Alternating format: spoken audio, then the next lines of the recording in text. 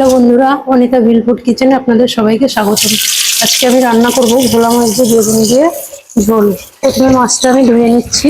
মাছটা আমার ধোয়া হয়ে গেছে, আমি তুলে নিচ্ছি। ভালো করে এবার লবণ হলুদ মাখিয়ে নেব। মাছ আমার লবণ হলুদ মাখানো হয়ে গেছে। এবার আমি গ্যাসটা জ্বালিয়ে কড়াই বসিয়ে নিচ্ছি।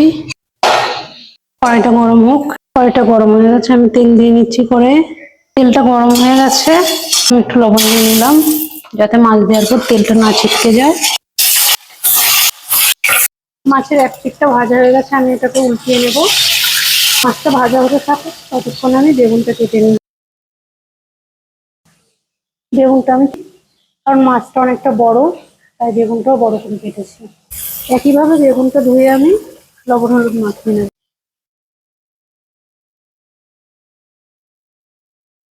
বেগুন আমার লবণ হলুদ মাখানো হয়ে গেছে, ওইদিকে আমার মাছটাও ভাজা হয়ে গেছে। মাছটা আমি তুলে নেব।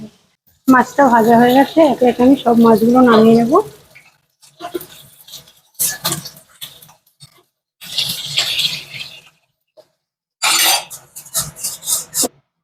মাছ ভাজা তেলেই আমি বেগুনটা ভেজে নেব।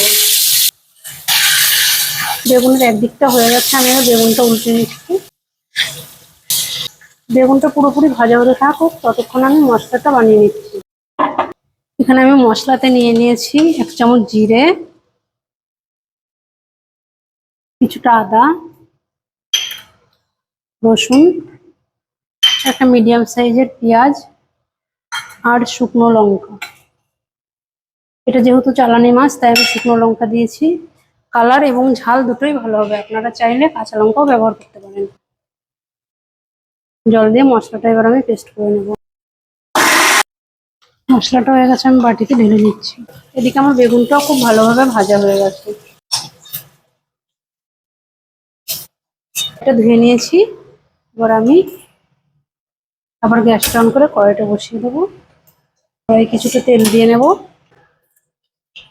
তেলটা গরম হয়ে গেছে, কিছুটা জিরে আর একটা তেজপাতা ফোড়নে দিয়ে দিলাম। দিয়ে দেবো আমি মশলাটা। দিয়ে দিচ্ছি আমি এখানে পরিমাণ মতো হলুদ ও স্বাদ মতো লবণ।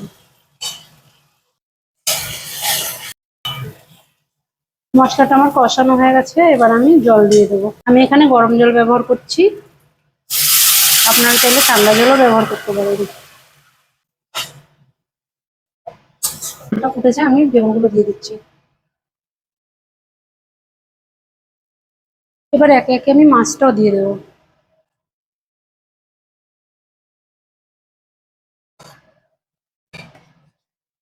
রান্নাটি আমার কমপ্লিট হয়ে গেছে। একটু গরম মশলার গুঁড়ো দিয়ে আমি এটাকে এবার নামিয়ে নেব।